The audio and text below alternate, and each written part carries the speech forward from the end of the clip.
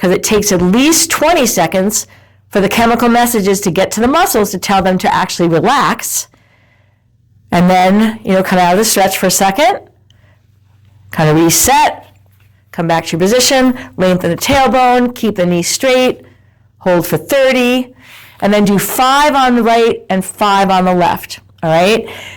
Hi, welcome to the Judy Terrell Show, where I explore topics intended to optimize every body 50, 60, 70, and above. Hello again, everybody, and welcome to episode number 5 in my 6-part series on how everyday repetitive positions and motions are exacerbating joint pain and discomfort, and then what to do about them to counter those everyday repetitive motions in a way that will relieve, if not take away, the pain that you're feeling. All right, everybody, welcome. I've been moving down the body. I am now into the hip-knee area, but targeting muscles in the back of your leg, the hamstrings. We've all heard about them. And because we sit so much in positions where we are sitting on the sofa in this rounded position, believe it or not, this leads to a tightening and shortening of the hamstrings. And then when we go to stand up and walk, we have misalignment through the pelvis, and that can cause lower back pain. It can cause knee pain. So where the pain manifests, which joint area, can vary depending on the person, but if it's coming from tight hamstrings, because we're sitting so much in this rounded position, which is shortening them, then we need to be building into our regime on an everyday basis a hamstring lengthening counterbalance. But 2 things about that. 1, people don't know what to do. And 2, if they do know what to do, oftentimes when I'm working with somebody one-on-one on a hamstring stretches, they're not in the right pelvis position to get the hamstring engagement that they're trying to get at. And then, worst case scenario is that they're just not, or best case scenario is they don't feel relief in the lower back or the hips that they're trying to get from the stretch, or they actually are hurting themselves. So I'm going to show you how to do a hamstring stretch to help to lengthen and counter the misalignment of the pelvis from tight hamstrings from sitting so much in everyday life. All right.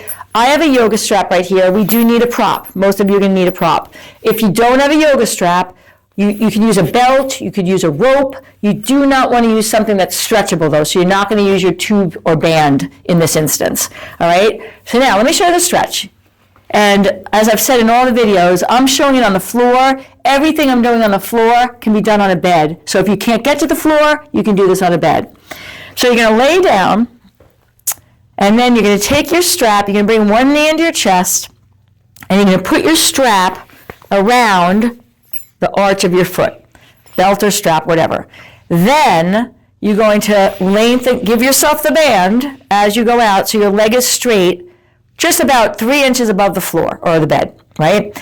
Now, the reason why I've got you do it, and make sure your arms are straight. So you wouldn't want to be in the elbow bent position. Make sure that you're holding on to the whatever you're using so that when you're in this extended position right now, your arms are straight.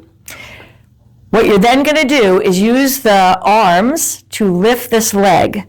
Now watch, you're going to come up to a certain point, and you're going to get to a certain point where you can feel the limitation. That's it. The hamstrings can't go any further. Your Second 50.life is my virtual platform that is designed for both men and women over 50 and 60, 70, and 80.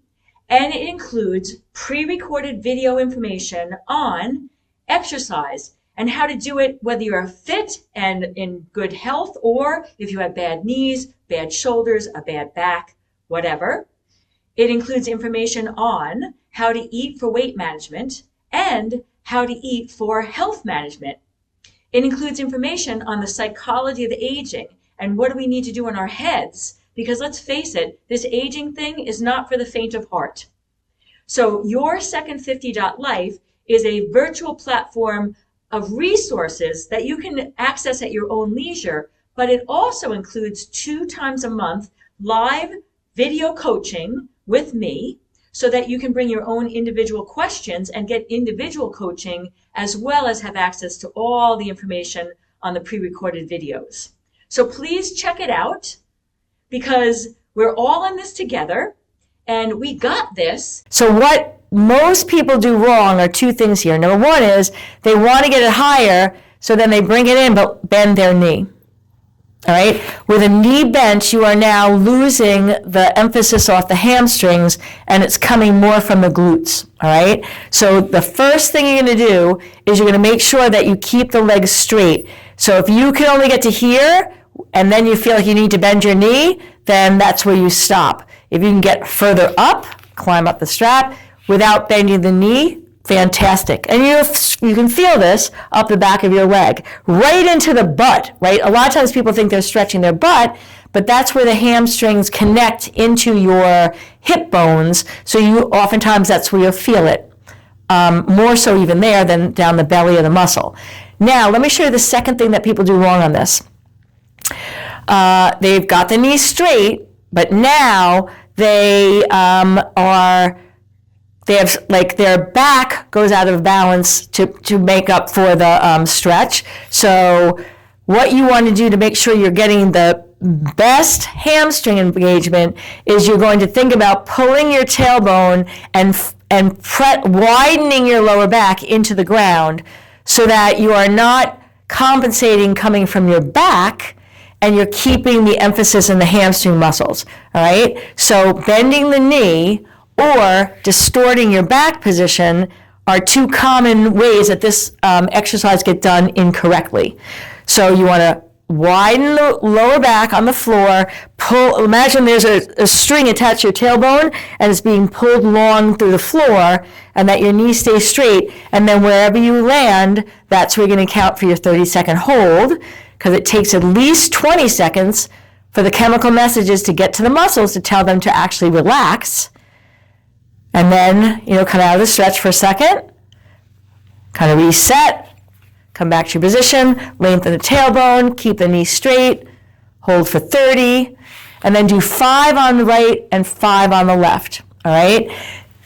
I tell clients to try and do this at least once a day.